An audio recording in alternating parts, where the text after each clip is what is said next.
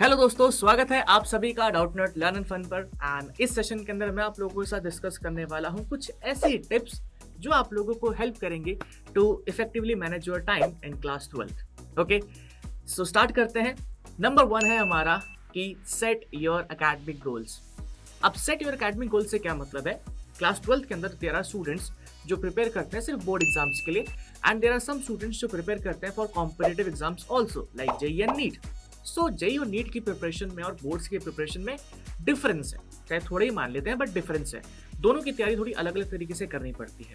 Boards के लिए अगर आप सैंपल पेपर्स कर रहे हैं, प्रीवियस ईयर क्वेश्चन पेपर्स कर रहे हैं, दैट इज एनफ। बट अगर जेईई और नीट की बात करें तो वहाँ पे आप लोगों को कुछ एडिशनल क्वेश्चंस की भी प्रैक्टिस करनी पड़ती है। आप बोर्ड्स के साथ साथ आप लोगों को नीट के भी previous year questions and JEE के भी प्रीवियस ईयर क्वेश्चंस वगैरह जो है सॉल्व करने पड़ते हैं, एंड कुछ स्पेशल बुक्स के भी क्वेश्चन सॉल्व करने पड़ते हैं। तो सबसे पहले you have to decide what is your goal, boards या boards plus competitive exams. Okay, दोनों को ध्यान से देखना है। चलते हैं टिप नंबर 2 पे। टिप नंबर 2 के अंदर हम लोग बात करेंगे किसके बारे में कि अपना शेड्यूल बनाएं। ठीक है, क्रिएट योर वीकली शेड्यूल। अब चलो, वीक शेड्यूल भी बहुत दूर की बात है, अगर आप अपना डेली शेड्यूल भी बनाते हैं दैट इज ऑल्सो फाइन। सी, आप लोगों के पास अभी भी ना टाइम बहुत है, एंड स्पेसिफिकली उन बच्चों के पास जो बोर्ड्स की प्रिपरेशन कर रहे हैं। अगर आप दिन के 4 से 5 घंटे देते हैं apart from your school and classes, so बहुत टाइम है। अभी बच्चे मेरे को बोलेंगे भैया 4 से 5 घंटे तो बचते ही नहीं है, तो टाइम कहाँ से दे? तो मैं उस चीज़ पे भी आऊँगा, बट पहले मैं इतना इन्फॉर्म कर रहा हूँ कि दिन के कम से कम 4-5 घंटे निकालो ताकि तुम लोग अच्छे तरीके से पढ़ पाओ। ठीक है, जो डिफिकल्ट सब्जेक्ट है उसको ज़्यादा टाइम दे सकते हो, एंड जो ईजी सब्जेक्ट लगता है उसको कम टाइम दे सकते हो, बट दिन के अगर 4 घंटे निकालोगे, ठीक है, तो काम बन जाएगा। एंड इक्वली टाइम, मतलब कोशिश करना कि जितना टाइम लोग चाह रहे हो ना उतना ही क्या कहते हैं टाइम उस सब्जेक्ट को दो। कभी कभी ऐसा होता है, बच्चे मेरे को प्रॉब्लम बताते हैं कि भैया हम लोगों ने डिसाइड करा था कि इसको हम लोग 2 घंटे देंगे, बट हम 4 घंटे तक ऐसे ही पढ़ते रह गए, पता ही नहीं लगा टाइम का। वो नहीं करना है। जिस सब्जेक्ट को जितना टाइम आप स्पेसिफाई कर रहे हैं कि इसको मेरे को 3 घंटे पढ़ना है या इसको मेरे को 2 घंटे पढ़ना है, सो बी स्पेसिफिक ऑन दैट। अगर आप टाइम कम ज़्यादा करोगे तो उस चक्कर में आपका दूसरा सब्जेक्ट जो है वो हार्म हो सकता है। ठीक है, नाउ थर्ड पॉइंट इज थोड़ा सा हार्श है, but be realistic. Now be realistic in the sense कि अभी जुलाई चल रहा है, देयर आर मेनी स्टूडेंट्स जिनकी एक्सपेक्टेशंस होंगी यार अभी भी ना मतलब पढ़ करके बस 95% से ऊपर आ जाए, तो वो थोड़ा सा मतलब रियलिस्टिक नहीं है ना, क्योंकि अगर आप लोग स्टार्टिंग से पढ़ते तो चांसेस ज़्यादा थे, बट हाँ इट इज़ पॉसिबल। ठीक है, अभी भी हमारे पास इनफ टाइम है, एंड 12th क्लास का सिलेबस ऑलरेडी वैसे भी कम होता है। सो अगर आप इस टाइम से भी अच्छे तरीके से रिवीजन करते हैं तो सारी चीज़ें पॉसिबल है, 95+ मार्क्स पॉसिबल है। आप लोगों को कुछ चीज़ों का ध्यान रखना है, जैसे कि आपको सॉल्व करनी है सबसे पहले एनसीईआरटी अच्छे तरीके से, फिजिक्स केमिस्ट्री बायो, मैथ्स है तो मैथ्स, है ना। उसके बाद उनके प्रीवियस ईयर क्वेश्चन पेपर्स करने हैं, क्योंकि 12th क्लास में आप लोगों के लिए सबसे अच्छा बेनिफिट ये है कि प्रीवियस ईयर क्वेश्चंस अवेलेबल हैं। तीसरा, सैंपल पेपर क्वेश्चन सॉल्व कर देना। और चौथा, एक ऐसी चीज है जिसको बहुत सारे बच्चे ना सॉल्व नहीं करते हैं या इग्नोर करते हैं, दैट इज एनसीईआरटी एग्जाम्पलर। तो मेरा आप लोगों से सजेशन रहेगा कि please do solve NCERT exemplars. अगर आप ये चारों चीजें शिद्दत से, मेहनत से और दिल से करते हैं, मतलब सच्ची लगन से करते हैं, तो आप लोगों के 90+ आराम से मार्क्स आ सकते हैं इस पॉइंट से भी। एंड और ज़्यादा थोड़ी सी मेहनत कर लोगे तो 95+ भी आ सकते हैं, तो काफ़ी इजीली चीज़ें हो जाएंगी एंड आप लोगों को दिक्कत नहीं होगी। सो नेक्स्ट हमारा 4th टिप पे चलते हैं। 4th टिप जो है आपकी, that is now it's time you have to eliminate distractions. ठीक है, अब हम वो नहीं कर सकते कि किसी का फ़ोन आ गया तो हेलो बेबी, हेलो सोना, ऐसे नहीं कर सकते, नहीं। टाइम उतना नहीं बचा है, एंड दिस इज़ रियलिटी। अब मैं ऐसे क्यों बोल रहा हूँ कि टाइम उतना नहीं बचा है, क्योंकि अभी आने वाले टाइम में, ठीक है, इट्स मतलब लाइक ये रक्षाबंधन है, 15 अगस्त है, मतलब और भी दिवाली वगैरह भी है, सो देयर आर मतलब फेस्टिव सीजन्स, है ना, उसमें पढ़ नहीं पाते हैं। तो अब क्या है कि थोड़ा डिस्ट्रैक्शंस को कम करते हैं। जब आप पढ़ रहे हैं स्पेसिफिकली दैट पॉइंट पे आपको फ़ोन यूज़ नहीं करना चाहिए, आपका फ़ोन साइलेंट पे होना चाहिए। मैं तो कह रहा हूँ कि फ़ोन अपने पास नहीं रखोगे तो ही बेटर है। कुछ बच्चों का वैसा होगा कि भैया हम ना यूट्यूब पे लेक्चर्स वगैरह देखते हैं and all, so the best thing you can do is कि मतलब लैपटॉप वगैरह यूज़ कर सकते हैं, या आप ऐसा कर सकते हैं कि मम्मी का हॉटस्पॉट चुरा करके फ़ोन को फ्लाइट मोड पर डाल के भी देख सकते हैं, ना किसी का फ़ोन आएगा ना कुछ होगा। ठीक है, सो ऑप्शंस हैं, बट डिस्ट्रैक्शंस को एलिमिनेट करना पड़ेगा। अपना सोशल मीडिया टाइम जो है वो थोड़ा सा कम करके आप लोगों को इधर देना पड़ेगा। अच्छा, अब देखो एक इम्पॉर्टेंट पॉइंट जो बच्चों को ना मतलब मेरे को लगता है कि पता नहीं होता है।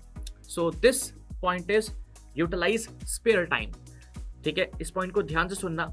ये मैं उन बच्चों के लिए बता रहा हूँ स्पेसिफिकली जो बच्चे कहते हैं कि भैया टाइम नहीं मिलता, स्कूल जाते हैं, स्कूल से आते हैं, टाइम कब खत्म हो जाता है पता नहीं लगता। सी, ये बहुत इंपॉर्टेंट चीज़ें हैं कि आपने स्पेयर टाइम को आप कैसे यूटिलाइज कर रहे हैं। हो सकता है आपका स्कूल जो है आपके घर से 1 घंटा दूर हो, ठीक है, 1.5 घंटा दूर हो या आधे घंटा दूर हो। आप सुबह जब गाड़ी में जा रहे हैं या कैसे भी जा रहे हैं, बस में जा रहे हैं ट्रैवल करते हुए, सो आपके पास मौका होता है आधे घंटे का कि आप वहाँ पे किसी चीज़ की रिवीजन कर सकते हैं। अब आप बोलोगे भाई इतना भी क्या करना है ना, मतलब आते जाते भी पढ़ेंगे क्या, कैसी बात कर रहे हो आप? ठीक है, मैं ये लिख के देता हूँ इस बात को कि अगर आप स्कूल जा रहे हैं, स्कूल में टोटल हमारे 8 पीरियड हैं। आई गेस 6 में से शायद 2 दिन ऐसा होता होगा कि जहाँ पे 8 के 8 पीरियड हो रहे हैं, वरना तो मतलब 4 दिन ऐसा है कि कोई ना कोई फ्री पीरियड आप लोगों को मिल ही जाता है। उस फ्री पीरियड के अंदर उसको टाइम को वेस्ट करने की जगह अगर आप वहाँ पे पढ़ाई करेंगे या अगर आप वहाँ पे अपनी चीज़ों को रिवाइज करेंगे तो आप लोगों के लिए बेटर रहेगा। ठीक है, आप लोग ये करते हैं कि दोस्तों के साथ मतलब बातें करने लग गए या टाइम पास करने लगे, विच इज़ मतलब फाइन, बट सिंस हमारे पास जब टाइम है फिर हम बाद में रोते हैं कि यार टाइम नहीं मिल रहा, टाइम नहीं मिल रहा। बहुत सारे बच्चों का ऐसा होता है कि यार मेरे को तो स्कूल से होमवर्क इतना मिल जाता है। If you get a free period तो try to finish that homework in school itself, है ना, वो आप लोगों के लिए बेटर रहेगा। दूसरा, अगर स्कूल में भी होमवर्क नहीं करना तो एटलीस्ट ये कर सकते हो कि रिवीजन कर सकते हो कुछ पुराने टॉपिक्स की या कुछ नई चीज़ पढ़ सकते हो। ठीक है, सो आपका जो स्पेयर टाइम होगा ना, अगर आप उसको इकट्ठा करोगे आराम से अपना 1 घंटा यूटिलाइज तो कर ही लोगे, बिल्कुल मतलब फ्रीली, आराम से, कोई दिक्कत होगी नहीं। ठीक है, नेक्स्ट बहुत इंपॉर्टेंट टिप है, अगेन इसको इग्नोर मत करना, seek help when needed. Now what is this? अभी क्या होता है ना कि कभी कभी हमें डाउट आता है तो हम सोचते हैं कि यार टीचर से पूछें, रहने देते हैं, पूछे नहीं पूछते हैं, ठीक है, या किसी फ्रेंड से पूछ ले, मतलब वी यूज टू अवॉइड, क्या कहते हैं, मतलब डाउट्स कि यार ठीक है आ रहे हैं कोई बात नहीं ऐसे पढ़ लेते हैं, छोड़ना। एंड ये एक बहुत मेजर प्रॉब्लम होता है ऑफ मार्क्स डिडक्शन। अगर आपके दिमाग में कोई डाउट है तो उसको क्लियर करिए, अपने फ्रेंड से क्लियर करिए, अपने टीचर से क्लियर करिए, या आप जहाँ पे पढ़ रहे हैं वहाँ से क्लियर करिए, क्योंकि अगर आप उस डाउट्स को क्लियर नहीं कर रहे हैं तो it will remain in your mind as a confusion. So if by any chance exam में वो क्वेश्चन आ जाता है तो आप उस क्वेश्चन को सॉल्व नहीं कर पाएंगे एंड डेफिनेटली फिर आप लोगों के मार्क्स कटेंगे। अब तुम ये सोचो कि ऐसे होते होते कितने मार्क्स डिडक्ट होने के चांसेस बनते हैं, है ना, बहुत सारे डाउट्स आ रहे हैं तो तुम पूछ ही नहीं रहे हो, तो आपका परसेंटेज अल्टीमेटली ड्रॉप हो जाएगा। तो कुछ कुछ चीज़ें ऐसी होती हैं जो हमारे दिमाग में आती नहीं है बट उनका डायरेक्टली इफेक्ट होता है हमारे मार्क्स के ऊपर। ओके, नेक्स्ट, जैसे कि इस सेशन के अंदर अभी हम बात कर रहे हैं कि मैं आप लोगों को इफेक्टिव टिप्स बता रहा हूँ टू इम्प्रूव योर टाइम, या कह सकते हैं to increase the efficiency of your time.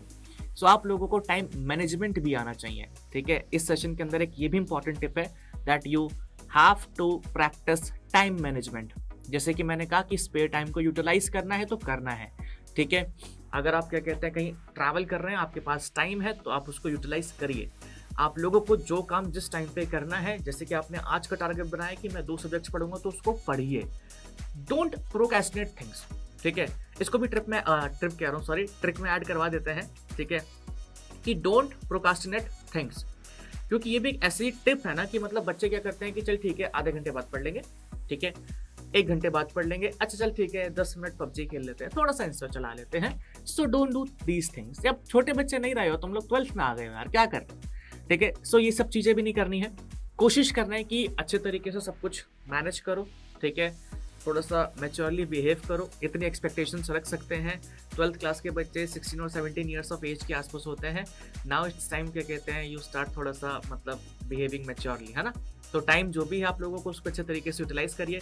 जो सारी टिप्स मैंने आप लोगों को दिए उसको फॉलो करिए। एंड अगर आपको कोई प्रॉब्लम होती है, कोई गाइडेंस वगैरह और चाहिए तो आप लोग कमेंट सेक्शन में बता सकते हैं। बाकी आप लोगों के लिए क्लासेस डेली इस चैनल पे आ ही रही हैं, ठीक है, 7 और 8 बजे, तो आप उन क्लासेस को अटेंड करिए और अच्छे तरीके से पढ़ते रहिए। Thank you so much and best of luck.